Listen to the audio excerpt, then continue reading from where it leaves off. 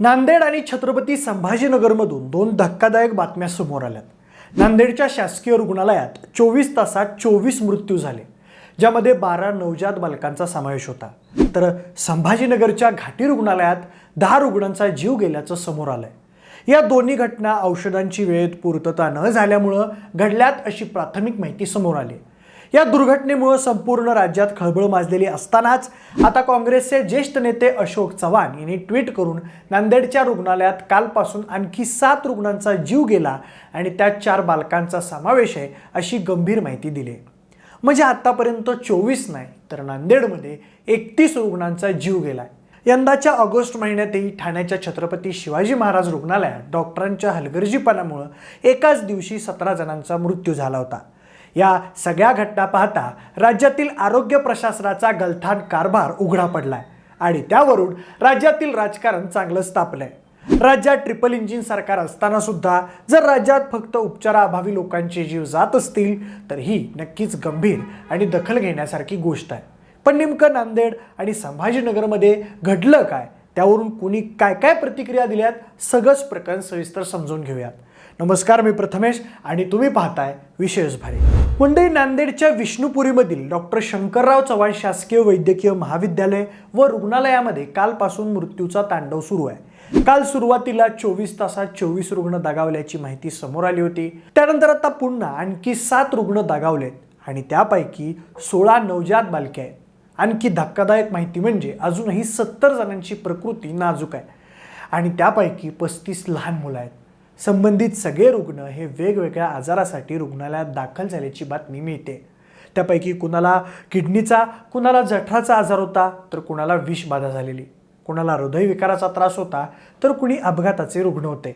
पण त्या सगळ्यांना उपचारादरम्यान आवश्यक औषधांची पूर्तता न झाल्यामुळं त्यांचा जीव गेला अशी धक्कादायक माहिती समोर आली होती. त्यासंबंधी रुग्णालय प्रशासनाला जाब विचारण्यात आला तेव्हा रुग्णालयाचे डीन वाकोडू यांनी असं सांगितलं की नांदेडच्या शासकीय रुग्णालयात दररोज 10 ते 16 रुग्णांचा मृत्यू होतो. काल त्यात आणखी भर पडली. दरम्यान हॉस्पिटलमध्ये औषधांचा तुटवडा देखील नसल्याचं ते बोलले. मग रुग्णांचा जीव कशामुळे गेला असा प्रश्न आता उपस्थित केला जातोय. आता त्या प्रकरणाची चौकशी करण्यासाठी एक समिती सुद्धा नेमण्यात आली.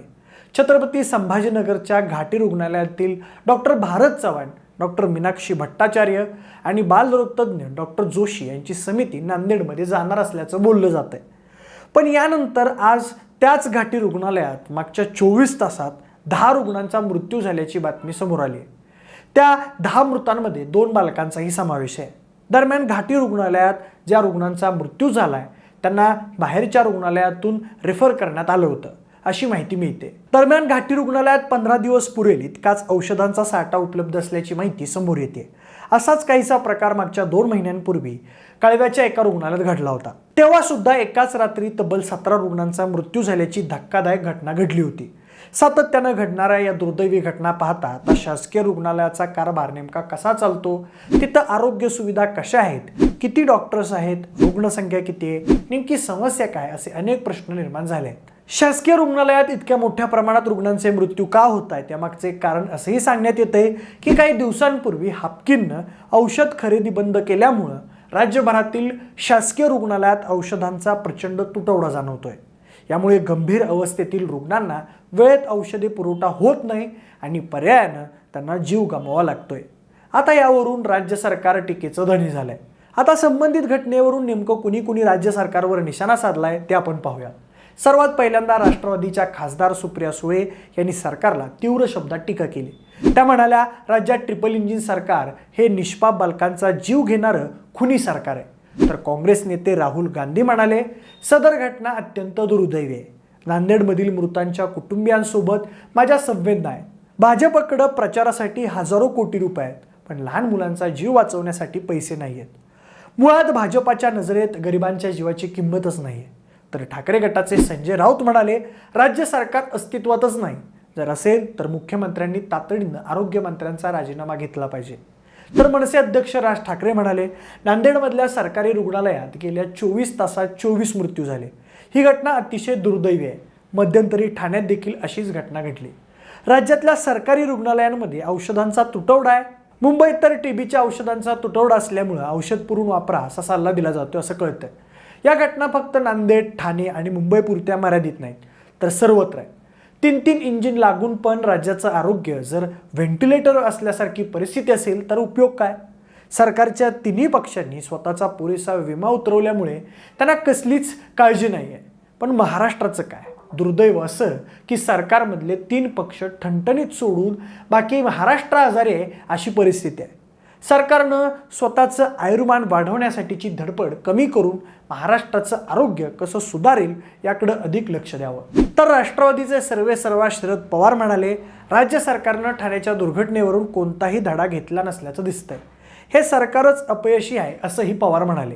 दरम्यान त्यासंबंधी पत्रकारांनी वैद्यकीय शिक्षण मंत्री हसन मुश्रीफ यांना प्रश्न विचारले असता ते म्हणाले, नांदेड येथील शासकीय वैद्यकीय महाविद्यालयात 24 तासात विविध आजाराने झालेले 31 मृत्यू ही बाब गंभीर आहे. याची माहिती घेऊन चौकशी समिती नेमण्यात आली. त्यामध्ये दवाखान्यातील वैद्यकीय अधिकाऱ्यांकडून हलगर्जीपणा दिसून आल्यास त्यांच्यावर कारवाई करू. खासगी रुग्णालयात एखादा रुग्ण दाखल झाल्यानंतर बिलांवरून त्यांच्यावरील उपचारांमध्ये खंड होऊ नये यासाठी सार्वजनिक आरोग्य मंत्री तानाजी सावंत यांच्याशी चर्चा करून खासगी रुग्णालयांसाठी नियमावली बनवून त्यांच्यावरही अंकुश ठेवण्यासाठी प्रयत्न करणार असल्याचं आणि आज स्वतः मी नांदेड रुग्णालयास भेट देऊन माहिती घेणार असल्याचं मुश्रीफ म्हणाले. दरम्यान प्रत्यक्षदर्शींनी दिलेल्या माहितीनुसार नांदेड येथील शासकीय रुग्णालयात रोज 1,500हून अधिक बाह्य रुग्ण उपचारासाठी येतात. वाशिम, परभणी, मेघोली आणि तेलंगणाच्या सीमा भागातून तिथं रुग्ण येतात. खासगी रुग्णालयात वाढत्या बिलामुळे अनेक रुग्ण शासकीय रुग्णालयात येत असल्याचंही अनेकांनी सांगितलं. पण रुग्णालयात रुग्णांची योग्य दखल घेतली जात नसल्याचा त्यांनी आरोप केलाय. मंडळी, खरं तर ही दुर्दैवी आणि गंभीर घटना आहे आणि त्यासाठी राज्य सरकारची अनास्था कारणीभूत आहे. ही त्याहून गंभीर बाब आहे. कारण दर दिवसाला राज्य सरकारकडून गतिमान सरकार, लोकांचं सरकार, सरकार तुमच्या दारी अशा स्वरूपाचा प्रचार करताना जाहिरातीवर लाखो करोडो रुपये खर्च करताना दिसतं. पण प्रत्यक्षात मात्र राज्यातील आरोग्य सेवेचे 3 तेरा वाजलेले आहेत. मागच्याच आठवड्यात आरोग्यमंत्री तानाजी सावंत यांनी एका वर्तमानपत्राचं फुल पेज भरून जाहिरातबाजी केली होती. त्याला उत्तर देताना रोहित पवारांनी एक फेसबुक पोस्ट देखील लिहिली होती की एका राष्ट्रीय वृत्तपत्रात फुल पेज जाहिरात द्यायला सरासरी 20 लाख रुपये खर्च येतो. काही वृत्तपत्र तर 50 लाख रुपयांपर्यंत घेतात. 1.5-2 कोटी रुपये खर्च करून राष्ट्रीय वृत्तपत्रांमध्ये जाहिराती देऊन शासकीय तिजोरीतील पैशांची उधळपट्टी करायला सरकारकडे पैसे आहेत. पण शाळांसाठी, भरतीसाठी, शासकीय रुग्णालयात औषधं देण्यासाठी मात्र सरकारकडे पैसे नाही आहेत. तसंच माझ्या मतदारसंघात कर्जत, जामखेडमध्ये शासकीय रुग्णालयांचे 40% काम झाले, परंतु पुढचा निधी दिला जात नसल्याचं, निधी अभावी काम ठप्प झालंय. तर अशा पद्धतीनं रोहित पवारांनी सरकारच्या जाहिरातबाजीचा खरपूस समाचार घेतला होता. बाकी तुम्हाला काय वाटतंय? नांदेड आणि घाटी रुग्णालयातील मृत्यूला नेमकं कोण जबाबदार आहे? सरकार आरोग्य सेवेबद्दल जागरूकता का दाखवत नाहीये? तुमची मतं आम्हाला कमेंट करून नक्की सांगा. जर हा व्हिडिओ आवडला असेल तर लाईक आणि शेअर करा. सोबतच आपल्या विशेष भारी या यूट्यूब चॅनल देखील सबस्क्राईब करा. आणि जर हा व्हिडिओ तुम्ही फेसबुकवर पाहत असाल तर तिथेही आम्हाला फॉलो करायला अजिबात विसरू नका. धन्यवाद.